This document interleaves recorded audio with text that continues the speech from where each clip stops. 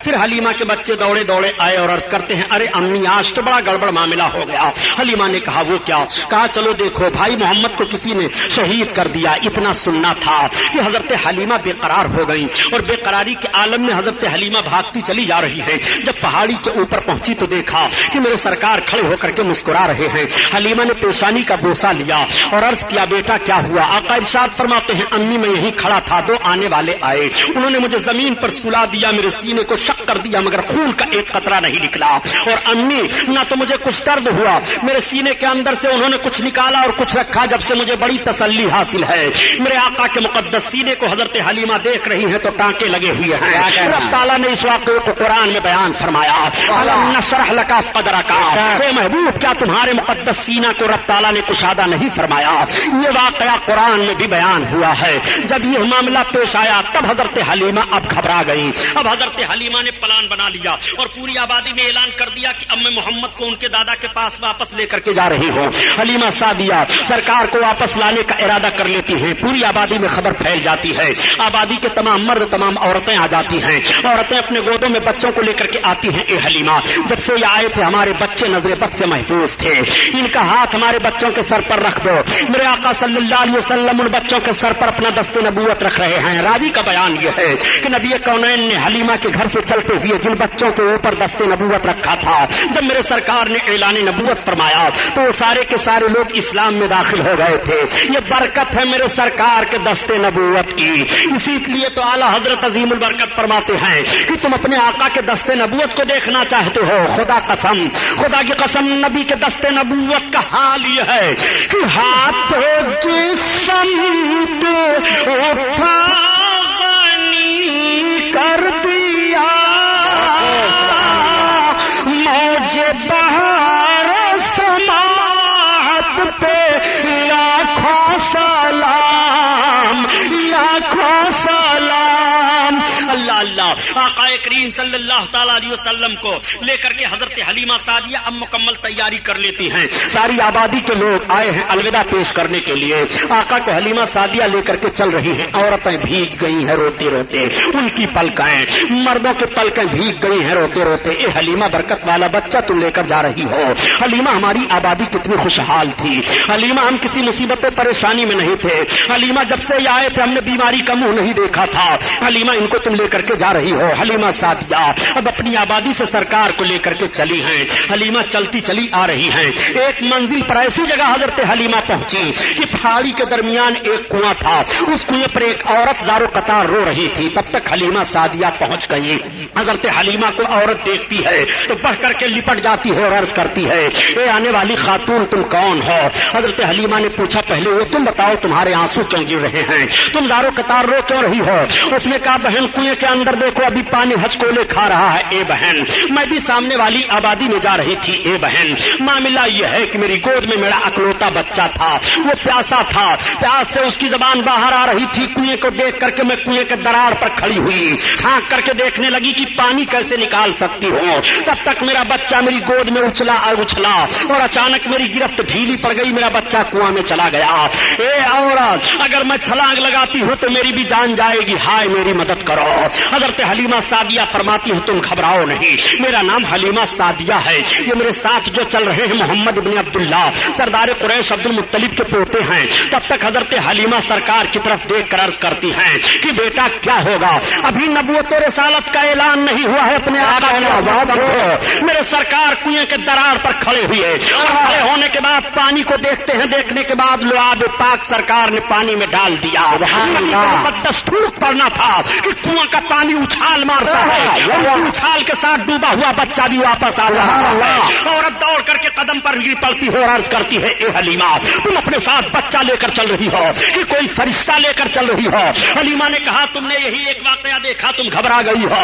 ऐसे ना जाने कितने वाकयात मैंने देखे हैं, इन्हीं बुनियाद पर तो इनको इनके दादा के पास लेकर के जा रही हो। चुनांचे अर्ज करने का मतलब यह है प्यारे कि मेरे सरकार ने अपना लुआब शरीफ ही कुआं में क्यों डाला? वैसे ही सरकार फरमा देते बच्चा बाहर निकल نکل آتا تو بیان کیا جاتا ہے کہ اس کنویں کا پانی کھاری تھا، میرے سرکار کا لحاظ شریف پڑ گیا تو کنویں کا پانی میٹھا ہو گیا، ایسا میٹھا ہوا کہ کوئی پانی اس کے مثال میں نہیں ہے۔ میرے سرکار نے مدینہ شریف کے کنویں میں لحاظ شریف ڈالا تھا، اس وقت بھی پانی میٹھا ہو گیا تھا۔ اعلیٰ حضرت عظیم البرکت اسی لیے فرماتے ہیں کہ یہ نبی کا مقدس تھوک ہے کہ اگر پانی میں پڑ جائے پانی کھاری ہو تو میٹھا ہو جا رہا ہے، اس پانی کو پی لو تو صحت مند ہو جاؤ، اس پانی کو پیو تو پیاس دور ہو جائے، اس پانی کا کوئی مقابلہ نہیں کر سکتا ہے۔ نبی کا لحاظ شریف پڑا ہے، اسی لیے تو اعلیٰ حضرت عظیم البرکت فرماتے ہیں کہ جس سے کھاری کوئی شیریں جا بنے اس زلال حلاوت پہ لاکھوں سلام، لاکھوں سلام۔ اللہ اللہ، آقا کریم صلی اللہ تعالی علیہ وسلم کو لے کر کے اب حضرت حلیمہ سعدیہ چلی۔ جب مکہ شریف ایک منزل رہ گیا تو حلیمہ سعدیہ، دھوپ کی شدت تھی، پہاڑیوں کے پاس جھاڑیاں تھی، وہاں سرکار کو ٹھہرا دیتی ہیں اور اپنی ضرورت سے چلی جاتی ہیں۔ میرے آقا مکہ شریف کا راستہ لے لیتے ہیں۔ اب حلیمہ سعدیہ جو گھوم کر کے آ رہی ہیں تو حلیمہ نے دیکھا کہ محمد وہاں پر ہیں ہی نہیں۔ حلیمہ بہت پریشان ہو گئی، چیخنے لگی، چلانے لگی اور آواز دینے لگی سرکار کو۔ حلیمہ رو رہی ہے پہاڑیوں کے درمیان، حلیمہ چیخ رہی ہے، چلا رہی ہیں، روتی ہوئی پہاڑیوں کے درمیان چل رہی تھی کہ ایک بوڑھا عرب ملا۔ اس نے پوچھا خاتون تم کون ہو؟ حلیمہ نے بتایا کہ میں حلیمہ سعدیہ ہوں، میں قبیلے سعد سے آ رہی تھی، میرا بچہ غائب ہو گیا ہے۔ اس نے کہا یہ چلو پہاڑی کے اندر ایک ہمارا خدا ہے، ایک بت رہتا تھا، چلو تم اس کے سامنے اپنی فریاد پیش کرو، وہ بتا دے گا کہ تمہارا بچہ کہاں ہے۔ جیسے حلیمہ کو لے کر کے گیا، اس نے کہا اے ہمارے معبود، یہ حلیمہ عورت ہے، اس کا بچہ غائب ہو گیا ہے۔ یہ مکہ اپنے بچہ کو لے کر کے جا رہی تھی، جیسے اتنا سننا تھا کہ وہ بت تھر تھرا کر کے گرا اور اس کے اندر سے آواز آئی ان کی بات کر رہے ہو کہ جن کے نقش قدم پر چل کر کے غائب ہوئے لوگ راستہ پائیں گے، غائب ہونے والے نہیں ہیں، وہ بھٹکنے والے نہیں ہیں۔ حلیمہ وہاں سے ہٹ آئی۔ اب یہ اطلاع مکہ میں بھی پہنچ گئی تھی۔ معاملہ یہ ہوا کہ میرے سرکار جب اس حال جھاڑی سے گئے تو روایتوں میں بات آتی ہے کہ ابو جہل آ رہا تھا۔ اس وقت اس کو ابو جہل نہیں کہا جاتا تھا بلکہ پورے مکہ میں وہ ابو الحکم کہا جاتا تھا۔ وہ آ رہا تھا، اس نے دیکھا، جیسے دیکھا تو پوچھا سرکار سے۔ آقا نے بتایا کہ میں محمد ابن عبداللہ ہوں۔ اتنا سننا تھا، وہ اپنی سواری سے اتر پڑا اور اترنے کے بعد سرکار کو بٹھا لیا اور آگے بیٹھ کر کے چلنے لگا۔ اب سواری نہیں چل رہی ہے، وہ بہت پریشان ہو گیا۔ پھر سرکار کو آگے بیٹھایا اور پیچھے اپنا بیٹھا۔ اب سواری ہانک رہا ہے تو سواری بھاگتی چلی جا رہی ہے۔ گویا اس سواری کو بھی معلوم ہے کہ دشمن رسول آگے بیٹھے اور سرکار پیچھے بیٹھے، میں نہیں جاؤں گی۔ میرے سرکار جب آگے بیٹھ رہے ہیں اور دشمن پیچھے بیٹھا ہے، اب سرکار کو لے کر کے سواری بھاگ رہی ہے۔ مکہ میں اطلاع پہنچ چکی تھی کہ حلیمہ سرکار کو لے کر کے آئی تھی اور راستے میں کہیں میرے آقا غائب ہو گئے۔ آقا کے دادا جان حضرت عبد المطلب بھی تیاری کر کے نکلنے والے تھے، تب تک ابو جہل پہنچ گیا اور پہنچنے کے بعد کہا یہ سردار قریش، یہ لیجیے آپ کے پوتے محمد ہیں۔ یہ میں نہیں جانتا کہ یہ میرے ساتھ کیا کریں گے، لیکن ایسا معاملہ پیش آیا ہے۔ اس ظالم کو کیا خبر ہے کہ بدر کے مقام پر تلوار اسے کاٹے گی؟ اس ظالم کو کیا خبر ہے کہ گڑھے میں ڈالا جائے گا؟ اس ظالم کو کیا خبر ہے کہ سب سے بڑا مکہ کا دشمن سرکار کا یہی ہوگا؟ ابو جہل نے یہ کہا حضرت عبد المطلب سے اور کہہ کر کے پھر یہ چلا گیا۔ اب آپ آیت کریمہ تلاوت کیجئے۔ مفسرین کی ایک جماعت کا کہنا ہے وَوَجَدَكَ ضَالًّا فَهَدَىٰ، اے محبوب ہم نے تمہیں خود رفتہ پایا، اپنی محبت میں تو تمہیں راہ دی۔ اعلیٰ حضرت نے یہ ترجمہ کیا ہے۔ اس آیت کریمہ کی تفسیر کرتے ہوئے مفسر فرماتے ہیں اے محبوب جب تم حلیمہ سعدیہ سے مکہ کے قریب پہاڑی میں اب غائب ہوئے تھے تو ہم نے تمہیں اپنی طرف راہ دے دی ہے۔ وَوَجَدَكَ ضَالًّا فَهَدَىٰ، اے محبوب تمہیں ہم نے راہ دیا ہے۔ آقا کریم صلی اللہ تعالی علیہ وسلم چلے آ رہے ہیں، اب دادا جان کی گود میں پہنچ گئے، تب تک حلیمہ سعدیہ بھی روتی چلاتی ہوئی پہنچی۔ حلیمہ سعدیہ کو علم ہو گیا کہ میرے آقا اپنے دادا کے پاس پہنچ چکے ہیں۔ اس وقت میرے سرکار کی عمر شریف 5 برس کی بتائی جا رہی ہے۔ آقا کریم صلی اللہ علیہ وسلم کے دادا جان نے حضرت حلیمہ کے پہنچنے پر حلیمہ کو تسلی دی اور فرمایا کوئی پریشانی کی بات نہیں ہے۔ حضرت حلیمہ کو 1000 اونٹ اور 50 رطل سونا آپ کے دادا جان نے سرکار کے دودھ پلانے کی خدمت میں دے دیا۔ اتنا کسی عورت کو انعام نہیں ملا تھا جتنا حلیمہ سعدیہ کو انعام ملا ہے۔ وہی حلیمہ جو غربت و افلاس کی ماری ہوئی تھی، مفلس فلاس تھی، مگر وہی حلیمہ امالدار ہو جا رہی ہیں۔ حلیمہ 1000 اونٹ کے مالک ہو گئی اور 1000 اونٹ کی مالکہ بننے کے بعد 50 رطل سونا بھی انہیں مل مل جاتا ہے. حلیمہ یہ ساری رقم ساری جائیداد لے کر کے اپنے گھر واپس ہو رہی ہیں. میرے سرکار دادا جان کے پاس رہ رہے ہیں. آقا کریم صلی اللہ علیہ وسلم کی ماں سرکار کو لے کر کے کچھ دن کے بعد مدینہ شریف کی طرف چل پڑی. اور جب مقام ابوا میں سرکار کی ماں پہنچی تو آقا کے والدہ کی طبیعت خراب ہو گئی اور وہیں پر سرکار کی ماں کا وصال شریف ہو گیا.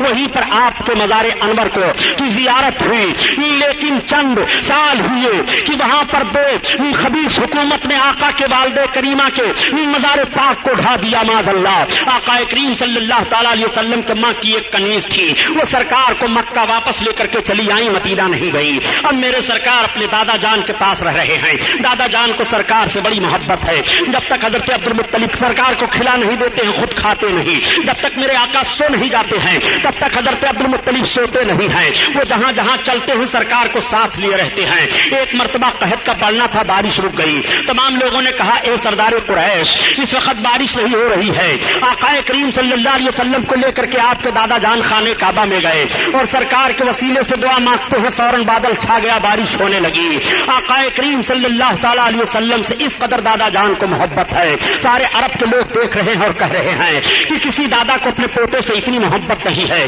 جتنی سردار قریش کو محمد بن عبداللہ سے محبت ہو گئی ہے.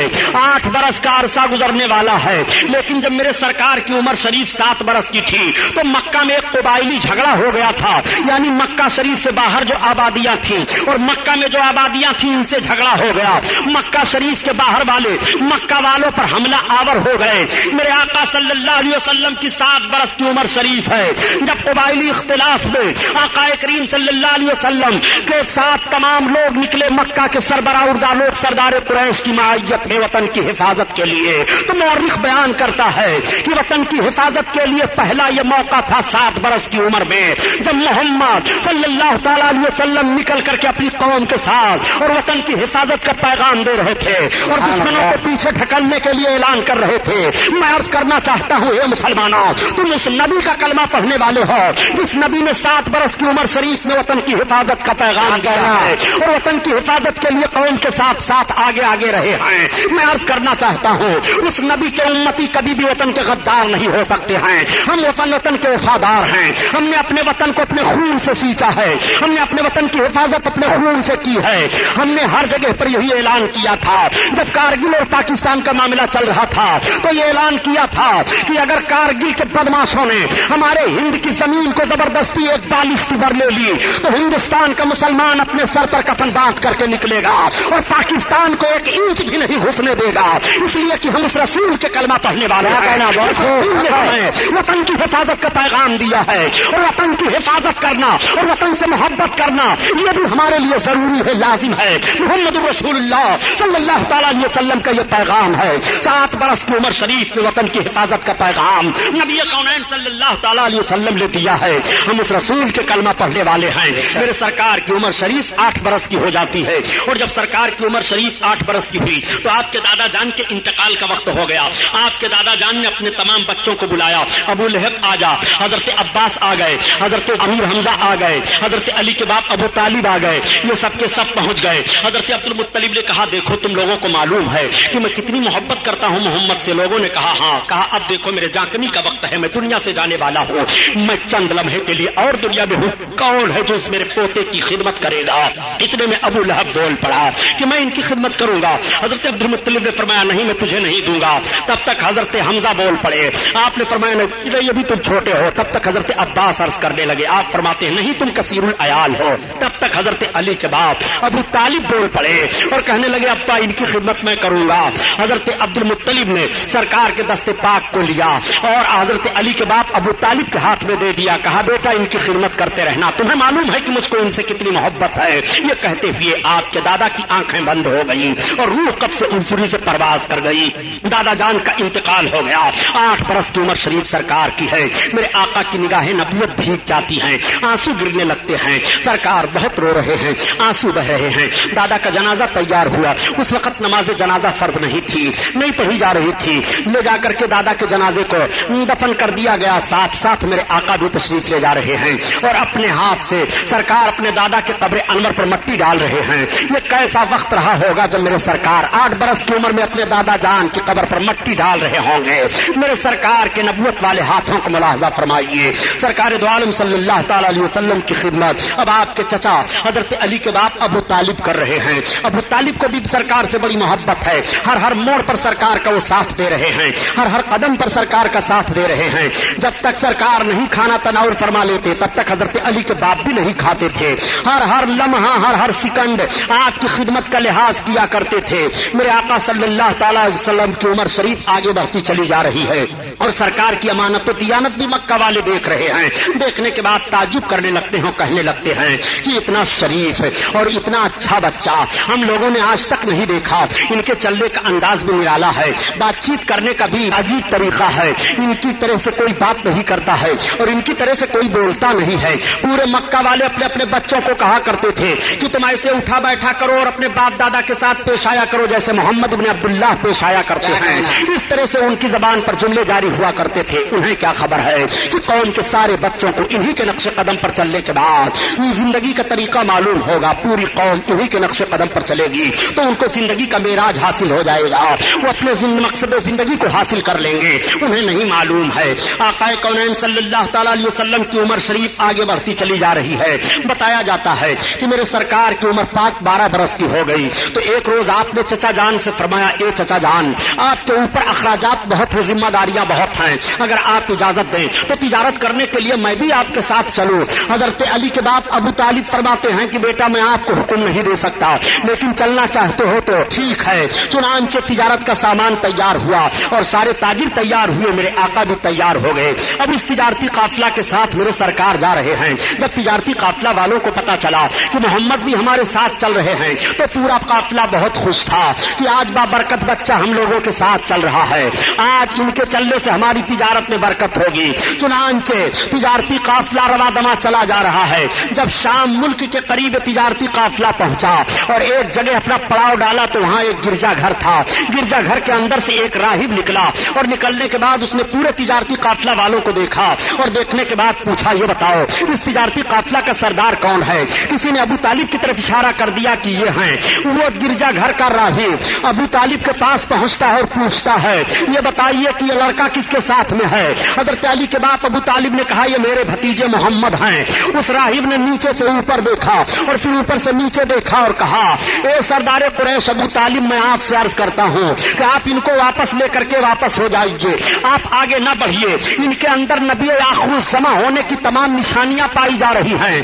یہود ان کو پہچان لیں گے تو تکلیف ہو جانے کا اندیشہ ہے, اس لیے میرا مشورہ یہ ہے کہ آپ واپس لے جائیے. چنانچہ ابو طالب حضرت علی کے باپ وہیں پر اپنے مال کو اونے پونے کر کے بیچ دیتے ہیں اور سرکار کو لے کر کے واپس آ جا رہے ہیں. آقا کریم مکہ شریف میں پھر تشریف لے آئے. میرے سرکار کی مقدس عمر کا حصہ 13واں برس کا لگا ہے, مگر میرے سرکار نے 13 اور 14 برس کے بیچ میں امانت و صداقت کا وہ ماحول مکہ میں چھوڑ دیا ہے کہ سارے مکہ کے لوگ آپ کو امین کہنا شروع کر دیتے ہیں اور آپ کو صادق کہنا شروع کر دیتے ہیں. دوستو زندگی کا 2 ہی رخ تو حسین ہوتا ہے, ایک رخ کا نام امانت ہے اور دوسرے رخ کا نام صداقت ہے. اگر نوجوان امین و صادق بن جائے تو معاشرے سے برائیاں ختم ہو سکتی ہیں. اگر نوجوان امین و صادق بن جائے تو برکتیں ہی برکتیں ہوں گی. اگر نوجوان امین و صادق بن جائے تو مائیں ستائی نہیں جائیں گی. اگر نوجوان امین و صادق بن جائے تو غنڈہ گردی کا ماحول ختم ہو جائے گا. اگر نوجوان امین و صادق بن جائے تو پریشانیاں دور ہو جائیں گی. اگر نوجوان امین و صادق بن جائے تو دشواریوں کا سامنا نہیں کرنا پڑے گا.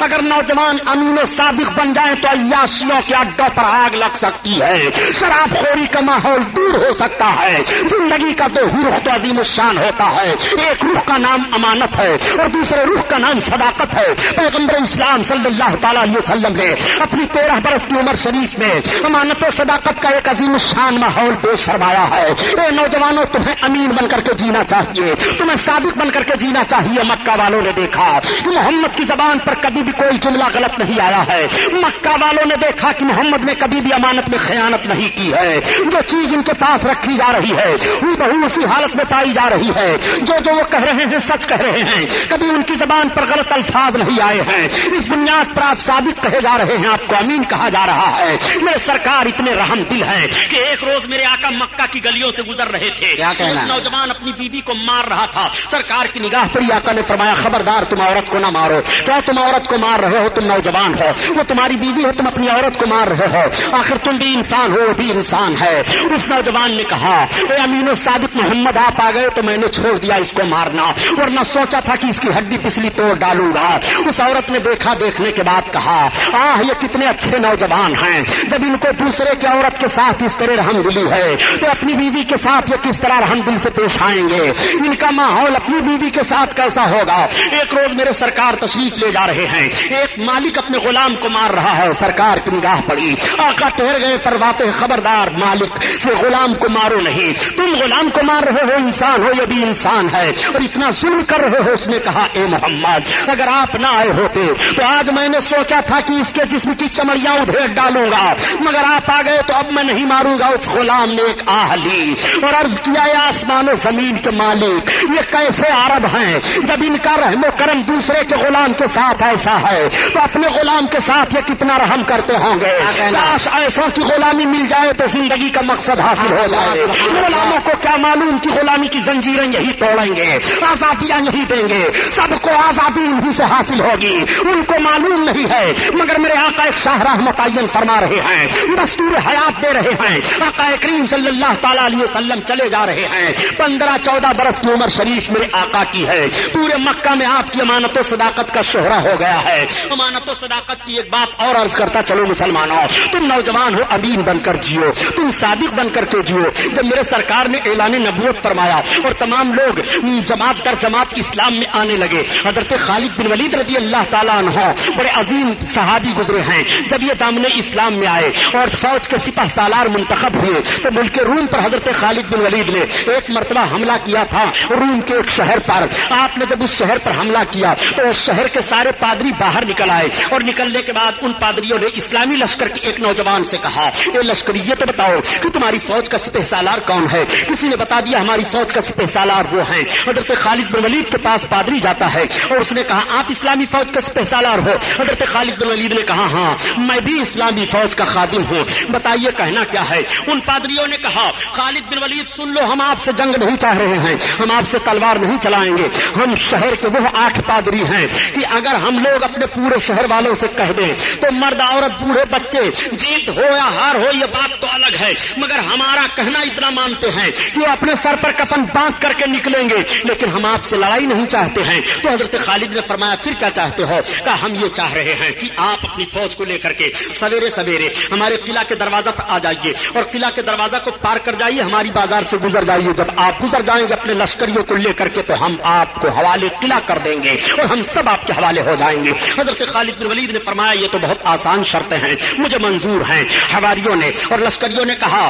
کہ ایسا تو نہیں ہے کہ اس کے پیچھے کوئی جنگی داؤ پیچ ہو؟ حضرت خالد بن ولید فرماتے ہیں گھبراؤ نہیں، اللہ ہمارے ساتھ ہے۔ جب صبح کا سفیدہ پھیلا حضرت خالد بن ولید اپنے گھوڑے پر سوار ہوئے اور اپنے نوجوانوں کو حکم دیا نوجوانوں میرے پیچھے پیچھے آؤ۔ قلعہ کے پاس گئے، دروازہ کھلا ہوا ہے، اپنے آپ کو دروازہ میں ڈال دیتے ہیں اور حضرت خالد بن ولید چلے جا رہے ہیں، پیچھے آپ کے تمام فوجی چلے جا رہے ہیں۔ جب آپ بازار میں پہنچے اور داہنی اور بائیں جانب دیکھتے ہیں تو آپ کی سمجھ میں بات آ گئی، آپ اپنی سواری سے نیچے اتر گئے اور اترنے کے بعد اپنے جوانوں کی طرف مخاطب ہو کر کے ارشاد فرماتے ہیں میری قوم کے بہادروں میں سمجھ گیا کہ ان پادریوں نے یہ شرط کیوں لگائی تھی، آج تمہارے تقدس اور تمہاری پاکیزگی کا امتحان لیا جا رہا ہے۔ نوجوانوں سنو، انہوں نے اپنے بازار کو داہنی اور بائیں جانب حسین حسین لڑکیوں کو لا کر کے سجا دیا ہے۔ ان کا مقصد یہ ہے کہ جب نوجوان عرب گزریں گے ادھر سے اور ان کی نگاہیں اٹھیں گی تو ان کے ذہن و فکر میں ایک ایسا ماحول پیدا ہوگا، ایک ہیجانی کیفیت پیدا ہوگی کہ ان کا ذہن عیاشیوں کی طرف بھاگے گا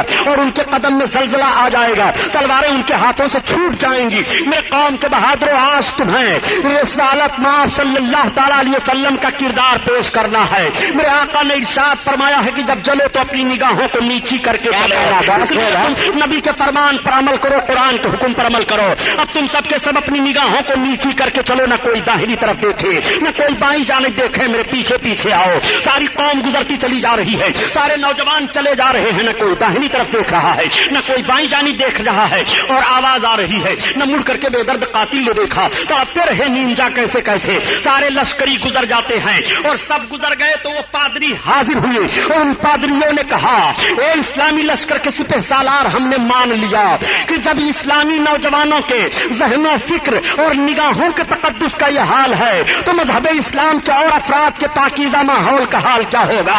اس لیے ہم نے مان لیا کہ اسلام پاک مذہب ہے اور اسلام ذہن و فکر کی طہارت دے رہا ہے, ہمیں بھی اسلام میں داخل کرو. پورے شہر کے لوگ کلمہ پڑھ کر کے اسلام میں داخل ہو جا رہے ہیں. میں عرض کرتا ہوں اے نوجوانوں, جب کل تمہاری نگاہوں کا تقدس سلامت رہا, جب کل تمہاری آنکھیں پاکیزہ تھی, کل جب تمہارے نظر و فکر میں اسلام کا شعور تھا تو مذہب اسلام بڑھتا چلا جا رہا تھا. آخر اسلام تیرے چاہنے والے نہ رہے اور جن کا تو چاند تھا افسوس وہ حالے نہ رہے. یہ تو تاریخ کا وہ واقعہ میں نے آپ کے سامنے رکھا تاکہ امانت و صداقت کی ایک جھلک آپ کے ذہن و فکر میں آئے اور آپ اس پر عمل کرتے ہوئے دکھائی دیں. میرے آقا صلی اللہ تعالیٰ علیہ وسلم کی عمر شریف 14 برس کی ہے اور 14-15 برس کے بیچ میں میرے سرکار امانت و صداقت کا لوہا مکہ میں منوا لیتے ہیں. عمر پاک میرے آقا کی بڑھتی جا رہی ہے, آگے میرے سرکار چلے جا رہے ہیں. جب آقا کریم صلی اللہ تعالیٰ علیہ وسلم کی عمر شریف 25 برس کی ہوئی, میرے آقا کی امانت و صداقت کا شہرہ پورے مکہ میں تھا. اس وقت مکہ میں ایک خاتون تھی جن کا نام حضرت خدیجۃ الکبریٰ ہے. حضرت خدیجہ دو اور شوہروں کی بیوہ تھی اور بہت مالدار خاتون تھی. ان کے پاس تجارت کا بہت مال تھا. حضرت خدیجہ نے چاہا کہ میں اپنے تجارت کے مال کو کسی دیانتدار تاجر کے حوالہ کر دوں تاکہ اس سے نفع میں بھی لوں اور وہ بھی نفع حاصل کرے. حضرت خدیجہ کی نگاہ جاتی ہے آقا کریم صلی اللہ تعالیٰ علیہ وسلم پر.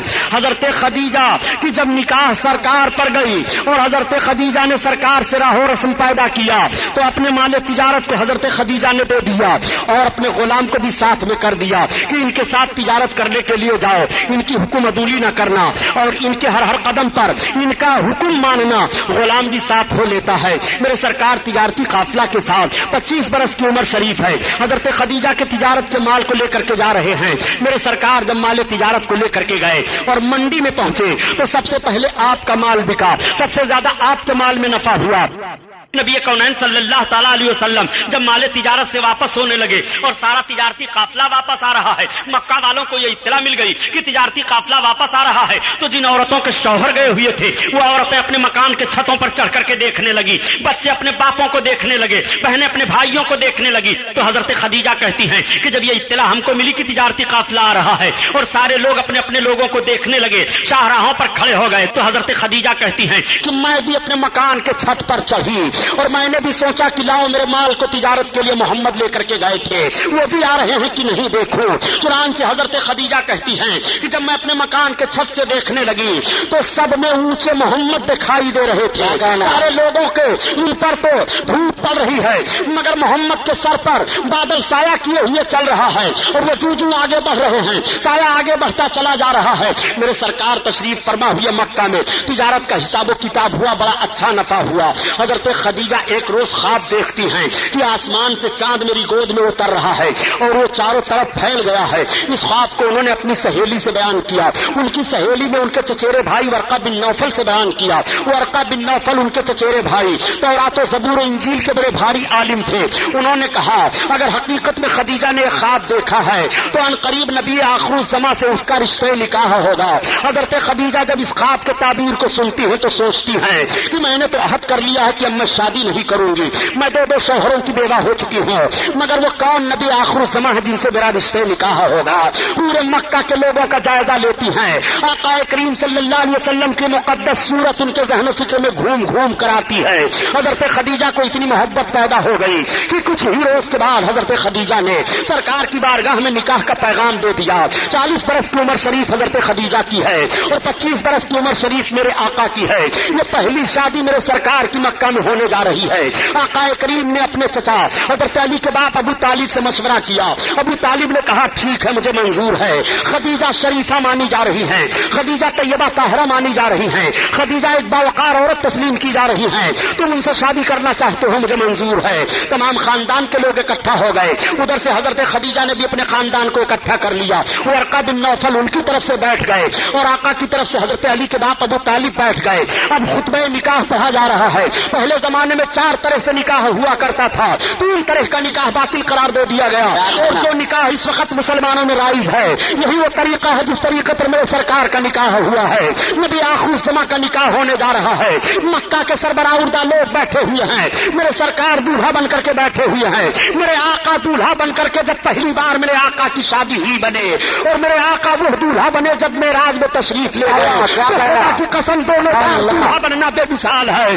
اعلیٰ حضرت عظیم البرکات معراج میں دولہا بننے کا نقشہ یوں کھینچتے ہیں کہ وہ سرور کشور رسالت جو عرش پہ جلوہ گر ہوئے تھے، اور نئے نرالے طرب کے ساما عرب کے مہمان کے لیے تھے۔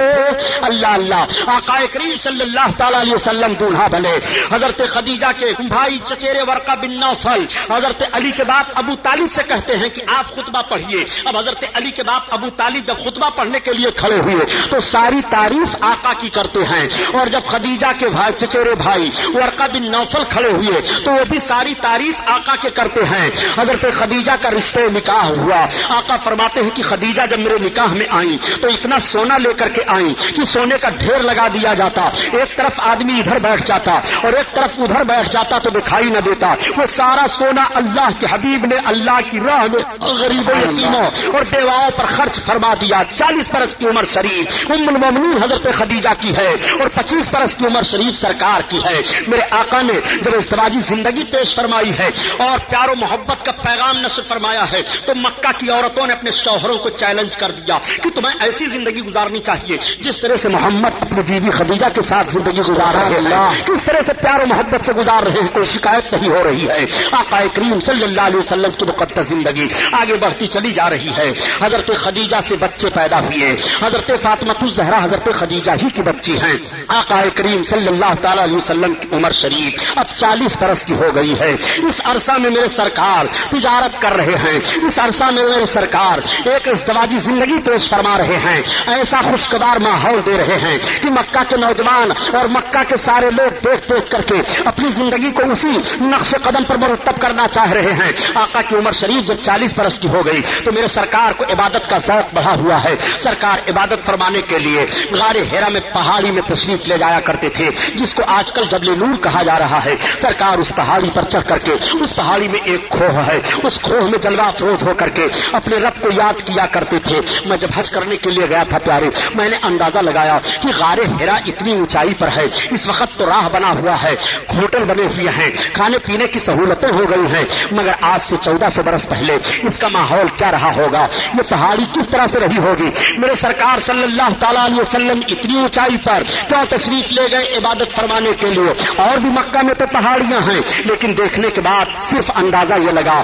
اور یہ بات صحیح ہے کہ میرے سرکار جہاں بیٹھ کر کے عبادت کر رہے تھے غار حرا میں، اگر وہاں سے دیکھا جائے تو کعبہ دکھائی دے رہا ہے، اس وقت تو بلڈنگیں بنی ہوئی ہیں۔ میرے سرکار جب اس وقت جلوہ افروز ہوتے رہے ہوں گے تو کعبہ کی چوکھٹ تک دکھائی دیتی رہی ہوگی۔ اللہ اللہ، اس لیے میرے سرکار اس پہاڑی کو منتخب فرماتے ہیں، کعبہ کو دیکھ رہے ہیں، عبادت فرما رہے ہیں۔ 40 برس کا عرصہ گزر گیا ہے، آپ عبادت کر رہے ہیں۔ آپ کی عبادت کا حال یہ تھا کہ کھانے پینے کا سامان آپ لے کر کے جایا کرتے تھے اور کئی کئی رات بھی نہیں عبادت فرمایا کرتے تھے۔ 40 برس کا عرصہ گزر گیا، اللہ تعالیٰ کی طرف سے حضرت جبریل علیہ السلام کو حکم ہوا، جبریل میرے محبوب کی بارگاہ میں وہی لے کر کے جاؤ اور میرے محبوب کو حکم سناؤ کہ اپنی نبوت و رسالت کا اعلان کریں، میرے توحید کا اعلان کریں، وحدانیت کا اعلان کریں۔ آج کچھ لوگ کہہ دیا کرتے ہیں کہ 40 برس کے بعد محمد کو نبوت ملی ہے۔ میں عرض کرتا ہوں جملہ سنبھالو، قلم سنبھالو، تاکہ ایمان کا جنازہ نہ نکل لے پائے۔ نبی کو 40 برس کے بعد نبوت نہیں ملتی ہے،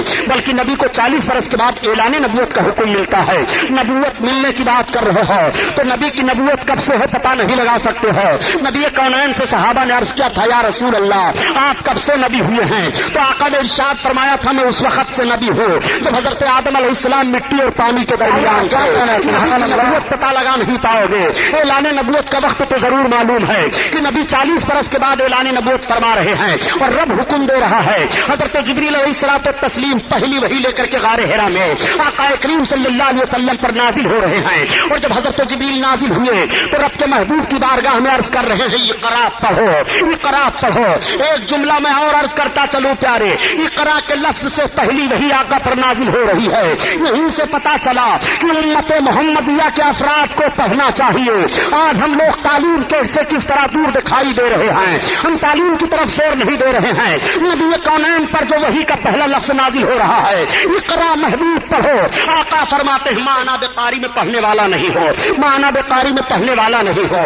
آقا کریم نے جب یہ فرمایا تو حضرت جبریل علیہ السلام نے دبوچا، اللہ کے حبیب صلی اللہ تعالیٰ علیہ وسلم سے پھر عرض کرتے ہیں اقرا بسم ربک الذی، اپنے رب کے نام سے پڑھیے۔ جیسے رب کا نام لینا تھا سرکار نے پڑھنا شروع کیا۔ اب حضرت جبریل علیہ السلام گئے، اللہ کے حبیب صلی اللہ علیہ وسلم تشریف لائے اور اپنی بیوی حضرت خدیجہ سے فرماتے ہیں زملونی زملونی، مجھے کمبل اڑھاؤ کمبل اڑھاؤ، میرے جسم پر لرزہ طاری ہے، مجھے کچھ خشیت لگ رہی ہے، میں کچھ خوف سا محسوس کر رہا ہوں۔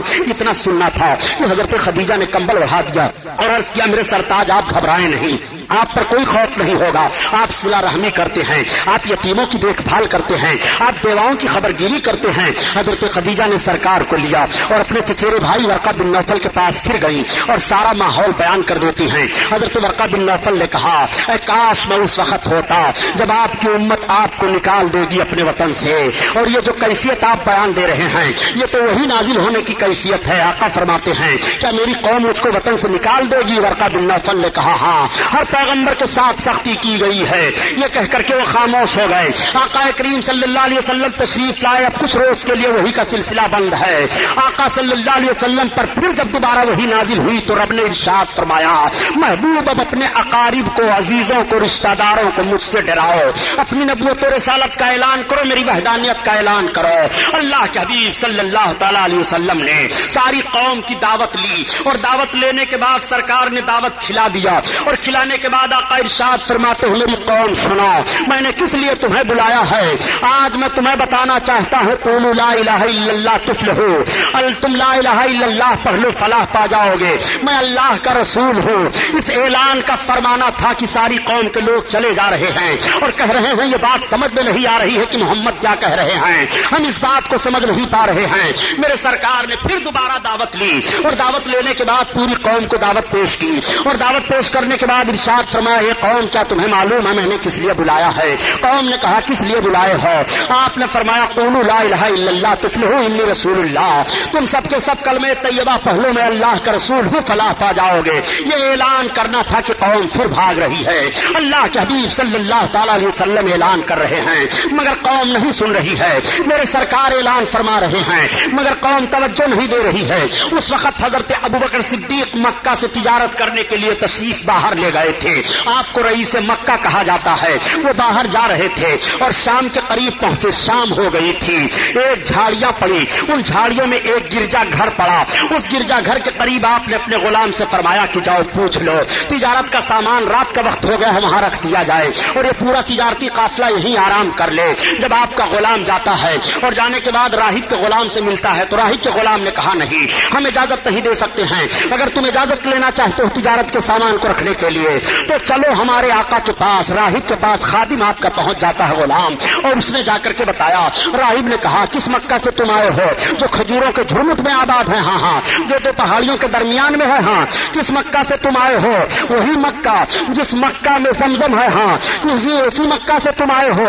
اس نے ساری باتوں کا جواب دیا، کہا اچھا جاؤ تم اپنے آقا کو بلا لاؤ۔ اب وہ خادم آیا اور اس نے عرض کیا حضرت ابوبکر ابن قحافہ سے کہ آپ چلیے پادری پہلے آپ کو بلا رہا ہے، بلا آپ کے مشورہ اور آپ کے پوچھے ہوئے تجارت کے سامان کو رکھنے کی اجازت نہیں دے گا۔ حضرت ابوبکر صدیق پہنچ گئے، جیسے آپ پہنچے تب تک راہب کھڑا ہو گیا اور اس نے آپ کی پیشانی کو چوم لیا اور چومنے کے بعد آپ کے ہاتھ کو ہاتھ میں لے لیا اور اس نے کہا اے ابوبکر ابن قحافہ تم مجھے اجازت دو میں تمہیں امیر المومنین کہوں۔ تب تک حضرت ابوبکر صدیق چونک پڑے، آپ نے کہا عجیب معاملہ ہے، تم امیر المومنین مجھے کہو گے؟ کہا خفا ہونے کی ضرورت نہیں ہے اے ابوبکر ابن قحافہ، اس وقت مکہ میں نبی مبعوث ہوئے ہیں اور انہوں نے نبوت کا اعلان کیا ہے، ان کا کلمہ سب سے پہلے تم پڑھو گے اور ان کے خلیفہ سب سے پہلے تم بنو گے، امیر المومنین پہلے تمہیں کہا جائے گا۔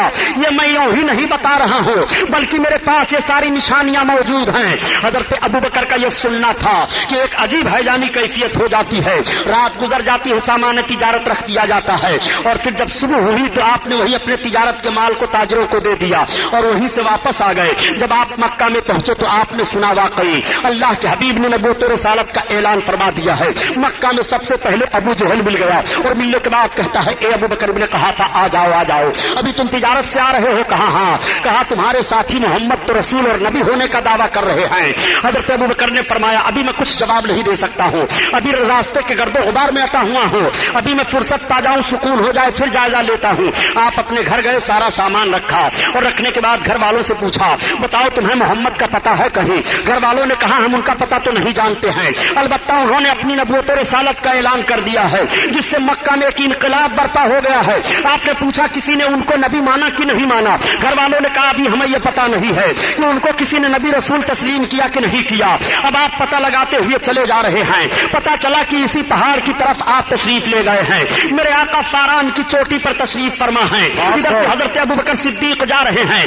جیسے سرکار پر نگاہ پڑی, آقا نے حضرت ابو بکر کو دیکھا, اٹھ کر کے کھڑے ہو گئے اور آقا ارشاد فرماتے ہیں ابو بکر آؤ آؤ, اہلاً و سہلاً مرحبا, اہلاً و سہلاً مرحبا. اب حضرت ابو بکر آگے بڑھ رہے ہیں اور آقا بھی چند قدم آگے بڑھ رہے ہیں. میں عرض کرنا چاہتا ہوں پیارے, امتی کے لیے نبی کھڑے ہو رہے ہیں. اور دیکھو اگر امتی کے لیے نبی کھڑے ہو جائیں تو کیسی بات ہے, اور نبی کی تعظیم کے لیے امتی کھڑا ہو جائے تو گناہ کی بات کیسے کر رہے ہو؟ حضرت رسول کائنات ابو بکر ابن قحافہ کے لیے کھڑے ہو رہے ہیں. اور جب آپ کھڑے ہو گئے, سرکار ابو بکر سرکار کے قریب پہنچے تو آقا نے ہاتھ میں ہاتھ لیا, مبارکباد پیش کی. فرماتے ہیں ابو بکر ابن قحافہ میں اللہ کا رسول ہوں. حضرت ابو بکر صدیق نے صرف اتنا عرض کیا تھا کہ جو نبی اور رسول ہوتا ہے وہ اپنے نبوت و رسالت کی کوئی نشانی پیش کرتا ہے. تب تک میرے آقا ارشاد فرماتے ہیں, اے ابو بکر ابن قحافہ, کیا راہب نے جو گرجا گھر میں تمہیں میرے لیے بشارت دی ہو کافی نہیں ہے میرے رسالت تھا؟ میرے آقا سے حضرت ابو بکر نے عرض کیا ہے میرے آقا اب رہنے دیجئے, مجھے کلمہ پڑھائیے, اسلام میں داخل فرما لیجیے. صدیق عظیم شخصیت ہے جو پہلی بار کلمہ پڑھ کر کے پہلے انسان مذہب اسلام میں داخل ہو رہے ہیں. سبحان اللہ کرتا چلوں یہ مسلمانوں, واقعہ سنانا مقصد نہیں ہے, بات صرف سمجھا دینا چاہتا ہوں کہ سب سے پہلے حضرت ابو بکر صدیق کے دل میں کلمہ پڑھنے کی تحریک کیسے پیدا ہوئی. علم غیب مصطفیٰ کو جان کر کے ان کے دل میں تحریک پیدا ہوئی کلمہ پڑھنے کی. سب سے پہلا انسان جو نبی کے علم غیب کو تسلیم کر کے کلمہ پڑھ رہا ہے. آج کچھ ایسے لوگ ہو گئے ہیں جو خدا کی عطا سے بھی نبی کے علم غیب کا انکار کر رہے ہیں. میں عرض کرنا چاہتا ہوں اسلام میں تمہارا داخلہ کیسے رہے گا.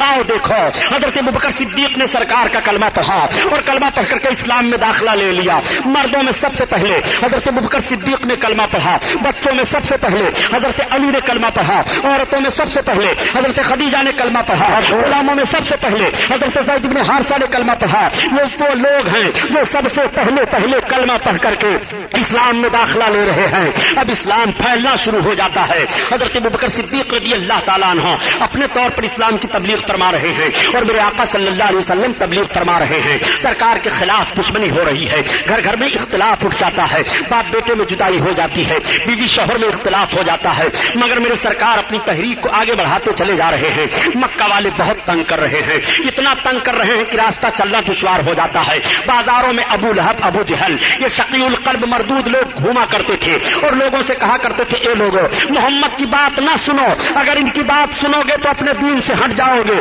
یہ اعلان کیا کرتے تھے. مگر میرے سرکار بھی رسالت کا پیغام پہنچایا کرتے تھے. ایک روز میرے سرکار آبادی سے باہر تشریف لے گئے ہیں, آقا کریم باہر تبلیغ فرما کر کے آ رہے ہیں. شام ہو رہی ہے کہ راستے میں ایک بوڑھی عورت آ رہی تھی, اس کا بوجھ باز وزنی تھا, وہ کبھی اپنے بوجھ کو لے کر کے چلتی کبھی رکھ دیتی, پھر کبھی لے کر کے چلتی کبھی رکھ دیتی. تب تک میرے سرکار قریب پہنچ گئے. آپ نے پوچھا بوڑھی خاتون کہاں جاؤ گے؟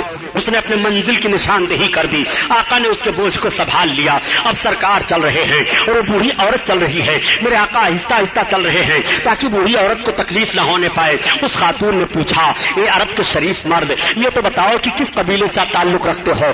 آقا نے فرمایا میرا تعلق قبیلے قریش سے ہے. وہ پوچھتی ہے قبیلے قریش میں ایسے ایسے لوگ ہیں, بڑے اچھے ہو.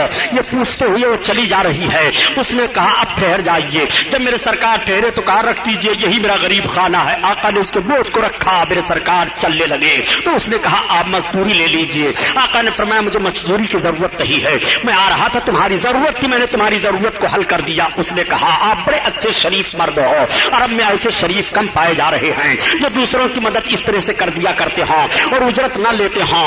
آپ نے یہ تو بتایا کہ میرا تعلق قبیلے قریش سے ہے. قبیلے قریش میں ایسے شریف لوگ پائے جا رہے ہیں. میں نے سنا ہے کہ قبیلے قریش میں محمد ابن عبداللہ پیدا ہوئے ہیں جو نبوت و رسالت کا دعویٰ کر رہے ہیں. اے عرب کے شرائع شریف مرد، کیا تم ان کو جانتے ہو؟ آقا نے مسکراتے ہوئے فرمایا، اے بوڑھی عورت بتاؤ کیا تم انہیں پہچان رہی ہو؟ اس عورت نے کہا، میں ان کو پہچان کر کیا کروں گی؟ میں نے سنا ہے کہ ان کی بولی جو سن لیتا ہے وہ اپنا مذہب چھوڑ دیتا ہے، ان کا دین قبول کر لیا کرتا ہے. میں صرف اس لیے تم سے پوچھ رہی ہوں کہ تم بڑے شریف ہو اور نرم دل ہو. ان کے قریب نہ جانا، وہ بھی قبیلے قریش سے تعلق رکھتے ہیں. تب تک آقا نے ارشاد فرمایا، اے خاتون جس مرد کے تعلق سے تم نے سنا ہے محمد ابن عبداللہ میں ہی ہوں، محمد ابن عبداللہ تم ہی ہو، تو سب سے پہلے مجھے کلمہ پڑھاؤ. اللہ کے حبیب نے کلمہ پڑھایا اور اسلام میں داخل فرما لیا. میں عرض کرتا ہوں اے مسلمانوں، یورپ کے محققین نے جب مذہب اسلام کی تبلیغ کا یہ طریقہ دیکھا تو آج بھی کہنے پر مجبور ہیں کہ مذہب اسلام کو جس طرح سے پیغمبر اسلام نے پھیلایا ہے، اگر اخوت و محبت اور رحمدلی کا وہ پیغام پیش کر کے مذہب اسلام کی نشر و اشاعت کی جائے تو آج بھی دنیا کے گوشہ گوشہ میں صرف اور صرف مذہب اسلام ہوگا. یہ میرے سرکار اسلام کی تبلیغ فرما رہے ہیں. اسلام بڑھتا چلا جا رہا ہے، اسلام پھیلتا چلا جا رہا ہے. اسلام کی مخالفت کرنے والے بھی بڑھتے اور پھیلتے چلے جا رہے ہیں. جب مخالفین حد سے زیادہ ہو گئے اور مار پیٹ دہاڑ شروع ہو گئی، حضرت بلال حبشی 8ویں نمبر پر ہیں جن کو بہت ستایا جا رہا ہے، خرید کر آزاد کیا گیا. حضرت امیر حمزہ اسی موقع پر اسلام لائے جب ابو جہل نے سرکار کو پتھر پھینک کر کے مار دیا تھا اور آقا کے سر اقدس میں پتھر مس ہو گیا تھا، خون نکلا تھا. حمزہ باہر گئے ہوئے تھے، آتے ہیں اور بیوی نے بتا دیا کہ قبیلے قریش کے نوجوانوں کو کیا ہو گیا ہے کہ محمد جیسے شریف اور امین و صادق کو ایسے ایسے لوگ پتھر پھینک دیں، ان کو ناموس کی کا بھی خیال نہیں آ رہا ہے. اتنا سننا تھا کہ سرکار کے چچا حضرت حمزہ آگے بڑھے تھے، ابو جہل کو مارا اور اس کے سر کو پھوڑ دیا تھا، ہاتھ توڑ دیا تھا. بڑا ہنگامہ ہوا تھا اور اس کے بعد حرم شریف میں گئے. میرے آقا نماز پڑھ رہے تھے. حرم شریف میں جانے کے بعد کہتے ہیں، اے میرے بھتیجے خوش ہو جاؤ، میں نے اس مردود سے تمہاری چوٹ کا بدلہ لے لیا ہے. آقا فرماتے ہیں، چچا جان اس وقت تک میں نہ خوش ہوں گا جب تک آپ کا کفر نہ ٹوٹ جائے. آپ نے عرض کیا، اے بیٹا مجھے آپ کی خوشی منظور ہے، اگر کلمہ پڑھنے میں خوش ہو رہے ہو تو لو مجھے کلمہ پڑھاؤ، میں کلمہ پڑھ رہا ہوں. اسلام میں داخل ہو گئے، اسلام بڑھتا جا رہا ہے. 40ویں نمبر پر حضرت عمر فاروق اعظم ہیں، اسلام قبول کر رہے ہیں. اس طرح سے اسلام کے فروغ کا سلسلہ آگے پھیلتا چلا جا رہا ہے. جب سارے مکہ کے کافر تب پریشان و عاجز ہو گئے تو یہ سب کے سب حضرت علی کے باپ ابو طالب کے پاس گئے اور جا کر کے کہنے لگے، اے قریش کے سردار سن لو، آپ کے بھتیجے کی بہت ساری تحریکیں آگے بڑھتی چلی جا رہی ہیں اور وہ ہمارے بتوں کو برا بھلا کہتے چلے جا رہے ہیں، اپنے دین میں لوگوں کو داخل کرتے چلے جا رہے ہیں. آپ ان کو روکیے. اگر وہ ہم سے عرب کے کسی حسین و جمیل لڑکی سے شادی کرنے کے لیے مانگ کریں تو ہم تیار ہیں. اگر وہ ہماری سرداری چاہتے ہیں تو ہم سرداری دینے کے لیے تیار ہیں. وہ ہمارے معبودوں کو برا بھلا نہ کہیں،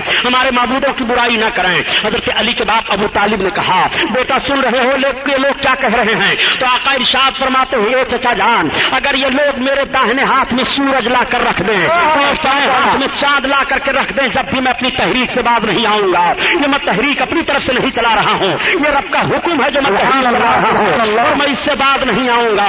حضرت علی کے باپ ابو طالب کہتے ہیں، بیٹا ٹھیک ہے تم اپنی تبلیغ کرتے رہو، لیکن اللہ کی مشیت دیکھو کہ حضرت علی کے باپ ابو طالب کو کلمہ نصیب نہ ہوا، وہ کلمہ پڑھ کر کے دنیا سے نہیں گئے. بہرحال ہم حضرت علی کے باپ ابو طالب پر کوئی بحث نہیں کرنا چاہتے ہیں. آقا کریم صلی اللہ علیہ وسلم کو ان سے بڑی محبت تھی اور پوری زندگی تک وہ سرکار سے محبت کرتے رہے. ایک موڑ ایسا بھی آیا تھا کہ شاب ابی طالب میں سب کے سب محصور ہو گئے تھے، یعنی عرب کے مکہ کے کفار نے کہا، اے سردار قریش ابو طالب اگر بائیکاٹ آپ اپنے بھتیجے کا نہیں کر رہے ہیں تو ہم سب کے سب آپ کا بھی بائیکاٹ اور آپ کے سارے برادریوں اور سارے خاندان کا بائیکاٹ کر دیں گے.